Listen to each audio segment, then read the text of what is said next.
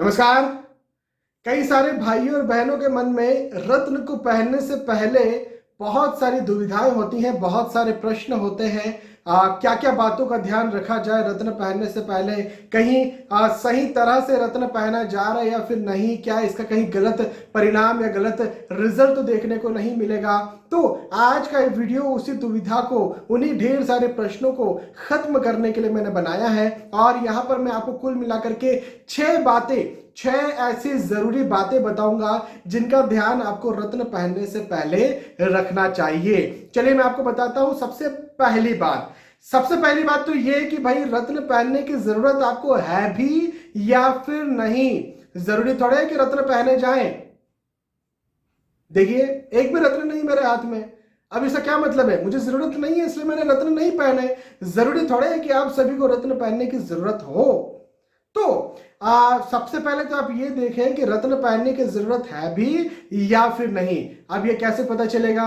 तो इसके लिए मैंने 2 वीडियोस बनाए थे। और एक वीडियो तो उसका शीर्षक, जो उसका टाइटल जो है, रत्न कब और क्यों। आप जो है YouTube पर जाएं, कहीं पर भी आप इस वीडियो को देख रहे हो, YouTube के सर्च पर लिखें रत्न कब और क्यों, VS एस्ट्रोलॉजी। आप ये लिखिए और इसे सर्च कीजिए, आपको मेरा वीडियो मिल जाएगा। आप उसमें जाइए और आपको पता चलेगा कि रत्न क्यों पहने जाते हैं, कब पहने जाते हैं। तो सबसे पहले तो आप ये पता करिए भाई रत्न पहनने की जरूरत है भी या फिर नहीं, क्योंकि यही सबसे ज्यादा इंपॉर्टेंट बात है। हाँ, अगली बात, यदि रत्न पहनने की आपको जरूरत है तो कौन सा रत्न पहने? भाई ये बहुत इंपॉर्टेंट है। हाँ, ऐसा नहीं कि सारे के सारे रत्न पहन लिए जाए, 9 के 9 रत्न पहन लिए जाएं। कई बार कई सारे सो कॉल्ड एस्ट्रोलॉजर्स गलत रत्न भी पहना देते हैं। तो ये आप कैसे जानेंगे? अगेन उसी वीडियो में रत्न कब और क्यों में आप जाइएगा, वहां पर आपको यह भी पता चल जाएगा कि रत्न क्यों पहने जाएं, कब पहने जाएं। तो आपको एक आइडिया मिलेगा कि आपको कौन सा रत्न पहनना है, कौन सा रत्न नहीं पहनना है, यदि आपको जरूरत है तो। ठीक है, अगली बात, तीसरी बात पर चलते हैं। तीसरी बात यह कि जब भी आप रत्न लेते हैं तो एक बात का ध्यान रखें कि वो नीचे से खुला हो। भाई अंगूठी आपने ली, अंगूठी बनवा ली, अंगूठी ऊपर से तो खैर खुली होती है, लेकिन उसके नीचे से भी अंगूठी ने खुला होना चाहिए। देखिए, कई बार एक बात ये भी कही जाती है, नीचे से खुला तो हो लेकिन वो टच भी करे आपकी स्किन को। टच करने की ऐसी कोई बहुत ज्यादा जरूरत नहीं है, टच करता है तो अच्छी बात है, लेकिन टच नहीं भी करता है तो भी वो रत्न यदि नीचे से खुला हुआ है, उसमें से सन रेज, सूर्य की किरणें पास हो रही है, तो बिल्कुल वो रत्न पहनने के लायक है, पहना जा सकता है। तो लेकिन ऐसा ही रत्न पहने जो नीचे से खुला हो। कई बार ये होता है कि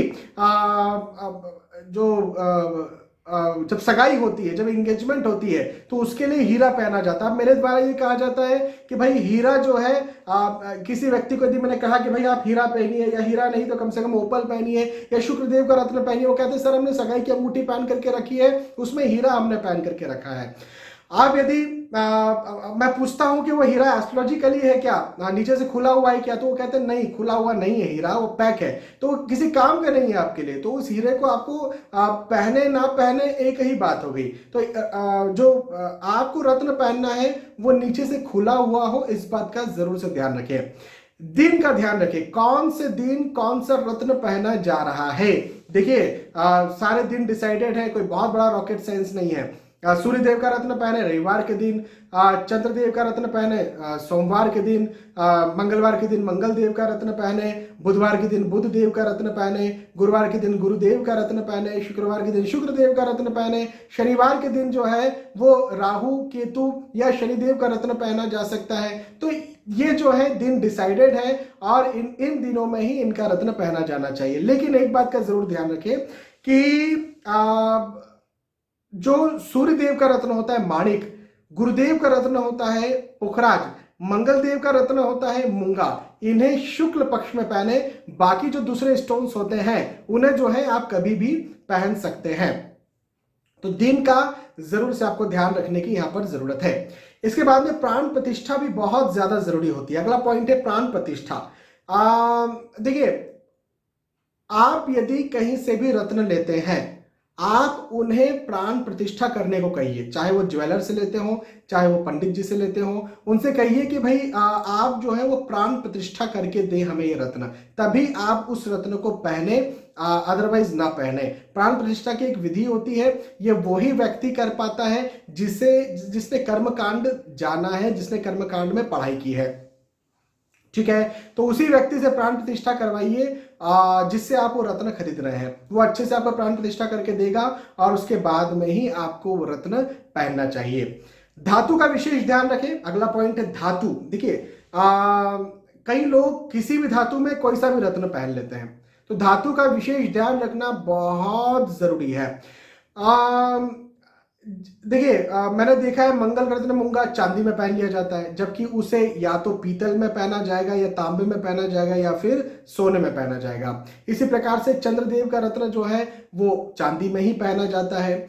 यदि सूर्यदेव के रत्न की बात हुई तो पीतल में या सोने में या तांबे में ही पहना जाता है। गुरुदेव के रत्न की बात हुई जो कि पुखराज होता है, उसे सोने में पहनना ज्यादा अच्छा है। कई बार होता है कि बजट सही नहीं है तो पीतल में, तांबे में, पीली धातु में पहना जा सकता है। बुध देव का रत्न चांदी या सोना दोनों में पहना जा सकता है, कुंडली देख करके ये डिसाइड किया जाता है। शनिदेव का रत्न पंच धातु में भी पहना जाता है, कई बार चांदी में भी पहना जाता है। शुक्रदेव का रत्न जो होता है, यदि ओपल की बात करें या फिर आप यदि जर्कन की बात करते तो चांदी में पहना जाएगा, और यदि आप हीरे की बात करते तो प्लैटिनम में उसे पहना जा सकता है। राहु और केतु के रत्नों को, जो गोमेद या फिर लहसुनिया होते हैं, उन्हें आप चांदी में पहने, ये ज्यादा जरूरी होता है, ये ज्यादा अच्छा होता है। तो इस बात का जरूर से ध्यान रखें कि कौन सी धातु में रत्न पहना जा रहा है। तो ये कुछ पॉइंट्स हैं, यहां पर मैंने आपको कुछ इंपॉर्टेंट पॉइंट्स बताए हैं जो रत्न को पहनने से पहले आपको ध्यान रखने जरूरी है। यदि आप इन इंपॉर्टेंट पॉइंट्स को ध्यान रखते हैं, निसंदेह 100%, 100% आपको मेरी गारंटी है कि खराब रिजल्ट तो कम से कम नहीं मिलेगा, इवन अच्छा ही रिजल्ट मिलेगा, क्योंकि आपको पता है ना कि कौन सा रत्न पहनना है और रत्न पहनना भी है कि नहीं पहनना है। तो सबसे पहला पॉइंट तो मेरा वही था। बहुत बहुत धन्यवाद आपका, आपने आज का वीडियो देखा। आने वाले वीडियोस में, आने वाले एपिसोड से फिर मिलेंगे, तब तक के लिए आज के इस वीडियो में आपसे विदा चाहता हूं। नमस्कार।